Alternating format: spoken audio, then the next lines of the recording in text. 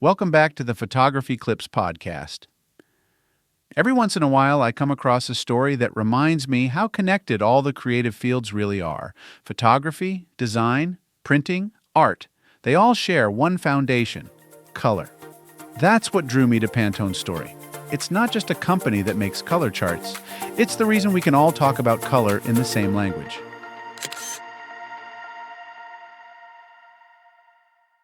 Pantone began as a small printing business in New Jersey in the 1950s. Back then, the world of printing and design had a major problem: color consistency. What one printer called red might come out as pink or orange somewhere else. There was no universal system. The industry was full of guesswork and frustration. Then came a young chemist named Lawrence Herbert. He joined Pantone in 1956 and quickly saw how chaotic color reproduction really was. With his background in chemistry and an appreciation for the precision of color, Herbert started developing a standardized way to mix and identify hues. In 1962, he bought the company and focused it entirely on color science. In 1963, he introduced the Pantone matching system, known today as PMS. It was revolutionary. Instead of vague descriptions like light blue or forest green, each color had a specific number and formula. Printers could now reproduce color precisely, no matter where they were in the world. Designers, manufacturers, and artists could all communicate with perfect clarity. This changed the landscape of printing and design forever. For the first time, color had a common language. As photography advanced through the 1960s and 1970s, Pantone's system helped standardize printing across magazines, advertisements, and fine art reproductions. It gave photographers and publishers a shared reference for how their work would appear on the printed page, a crucial step when color accuracy was everything. By the 1980s, Pantone was no longer just a technical reference. It had become a cultural force.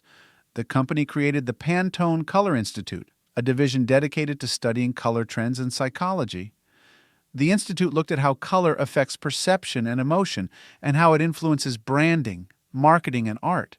This was the era when corporations began to own colors: Coca-Cola red, Tiffany blue, Kodak yellow, hues that became part of their identity.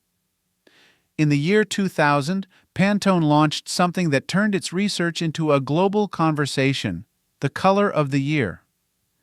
Each year since then, Pantone's team of color specialists has analyzed everything from art and fashion to social and political shifts to choose one color that captures the collective feeling of the moment. Here are a few that stand out. 2000, Cerulean, a calm, peaceful blue chosen for the optimism and clarity people hope to find in a new century. 2010, Turquoise, a cool, oceanic color that spoke of renewal and escape. 2020, Classic Blue, a steady, reassuring tone in a time of uncertainty. 2025, Mocha Mousse, a warm, earthy brown symbolizing comfort, grounding, and a return to natural simplicity. These choices aren't random. They reflect cultural moods, creative directions, and even the technologies shaping visual life. Pantone's influence only deepened as the world went digital. Their system expanded into software, mobile apps, and digital libraries through Pantone Connect, which lets designers and photographers access thousands of colors anywhere. It's a bridge between print and screen, the old world of ink and the new world of pixels.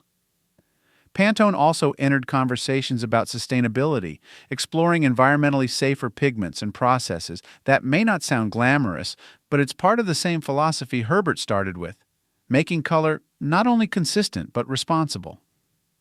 What draws me to all this is that Pantone sits at the crossroads of art and science, just like photography does.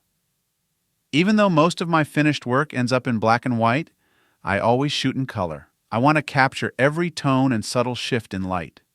When I convert a photo later, those color values determine how the final black and white image will feel. So in a way, every monochrome print still begins as a color photograph, just interpreted differently. That's why Pantone fascinates me. They didn't just create a chart, they gave us a system that helps explain what we see and how we feel when we see it. They made color measurable without taking away its mystery. Pantone's influence runs through almost every part of visual culture. photography, film, fashion, architecture, and digital media.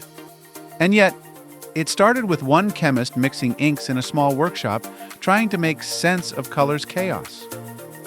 It's remarkable to think that from those first color swatches came a universal language that continues to shape how we perceive the world today.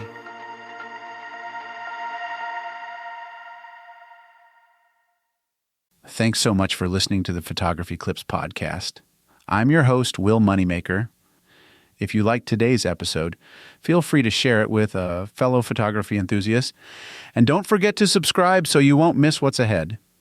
You can also visit willmoneymaker.com to explore more of my photography and thoughts behind the lens.